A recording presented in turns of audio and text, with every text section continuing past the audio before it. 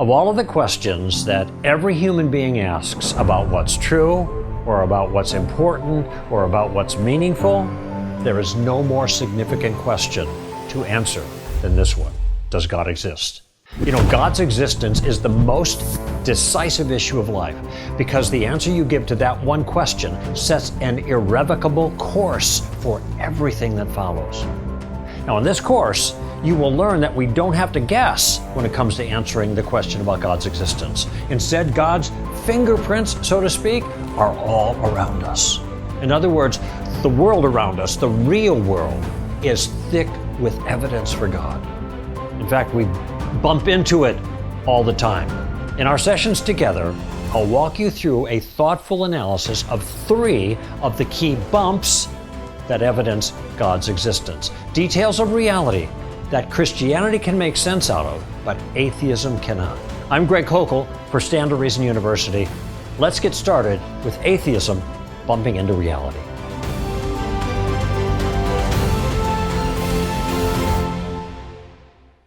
Someone once said that reality is what you bump into and sometimes injures you when you don't take it seriously.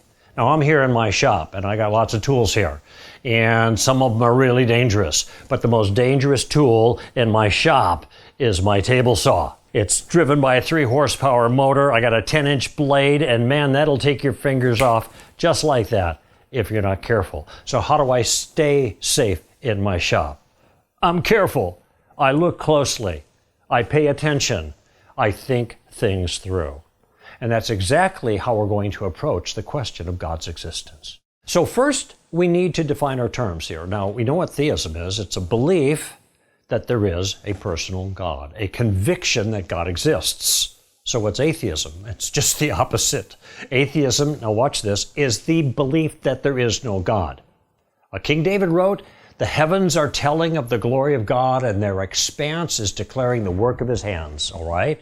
The atheist, by contrast, says the cosmos is all that is, or ever was, or ever will be. Now, before we go any further, I want you to notice something else about atheism. It is a standard move by atheists nowadays to simply say they are not asserting that God doesn't exist, but they simply have no belief in God. And since they lack a belief, they don't need to defend their lack of belief, all right? Now, I don't think that's exactly intellectually honest because no one writes best-selling books about their lack of beliefs, all right? Atheists are making a case, and the case that they're trying to make is that there is no God. That's their belief. Certainly they have no belief in God, agreed, but they do have a belief about God, and their belief about God is that God doesn't exist. So it's not like they don't have to make a defense for their view, since they're not really asserting anything. They are. They're asserting that God does not exist. And that is their belief about God that they are holding and advancing. Okay? Don't be caught by that trick. All right? So how do we make the case that there actually is a God? When my daughter, who's now 16, was about 8 years old, she asked me a question. She said, "Papa, how do we know that God is true?" is what she said. How do we know that the God we're talking about here is actually real, is her point. And I have to think about this now, and this is what I do kind of with adults, but now I got my own daughter who's a youngster who I now need to explain this to. And as I'm pondering how to answer it, all of a sudden something came into my mind that, as I look back on it now, I think captures my whole approach to this enterprise. And here's what I said to her.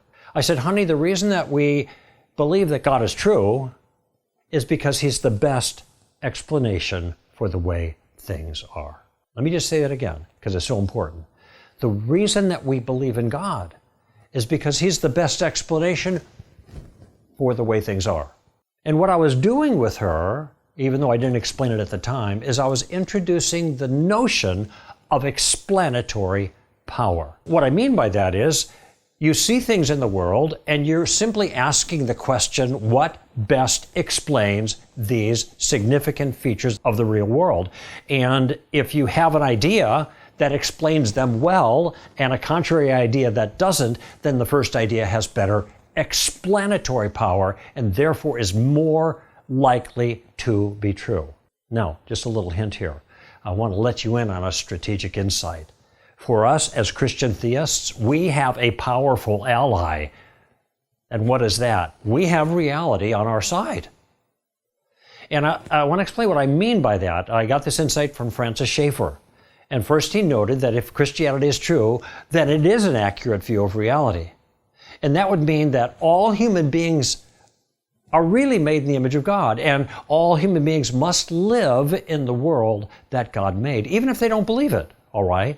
Therefore, if Christianity is true, and it's the better explanation of reality, atheists who deny God must be living in denial of reality at some point. Therefore, sooner or later, atheists who deny God's world, reality, are going to bump into the world as it really is. And what I mean here is they're going to affirm some feature of reality, sometimes without even realizing it, that makes no sense given their worldview, but makes perfect sense given our worldview. Take Richard Dawkins, for example. He's probably the world's most famous atheist right now. Dawkins says that, on the one hand, if you look at nature, according to him, there is no design, and no purpose, and no evil, and no good. Nothing, he says, but blind, pitiless indifference. Now, that's totally consistent with his atheistic worldview. No evil, no good. Belief in morality, on his view, is just a trick evolution plays on us to get our selfish genes into the next generation. So at that point when he says that, he is making statements that are completely consistent with his worldview of atheism. However, on the other hand, in his book, The God Delusion, he attacks the God of the Bible. And here's what he says. He says, the God of the Old Testament is a vindictive, bloodthirsty, homophobic, racist, genocidal, sadomasochistic, malevolent bully. Now, do you see the problem there? Clearly, Dawkins is not coming to that conclusion based on his atheism, which he says dictates no evil, no good. Notice all of those challenges to God of the Old Testament are that he's evil.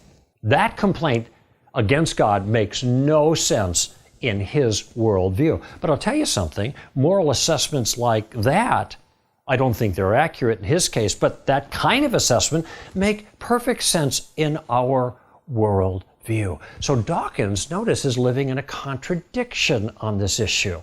All right? He talks on the one hand kind of like an atheist, and then all of a sudden, when his guard is down, his natural understanding of morality that God built into him is coming out.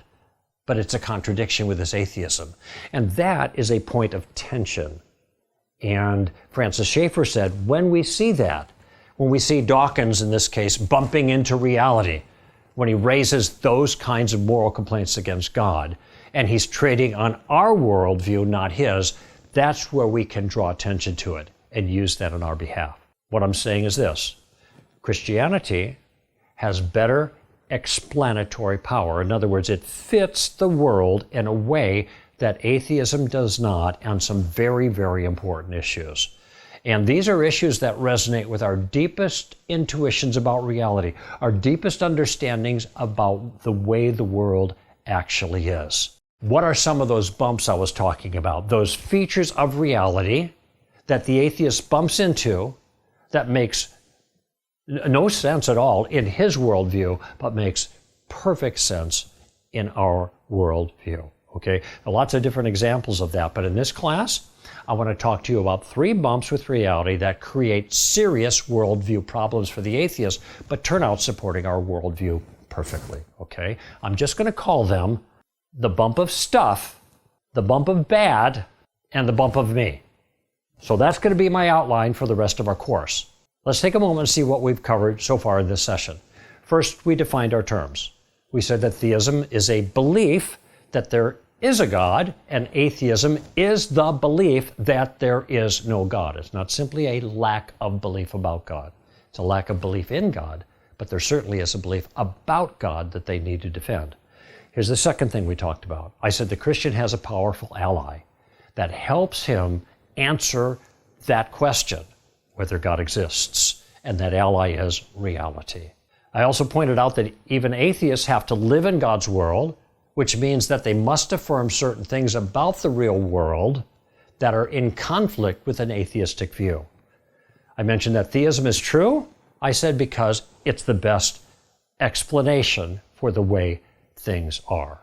And then the third thing I did here is I suggested a strategy for dealing with atheism. First, we take a look at reality.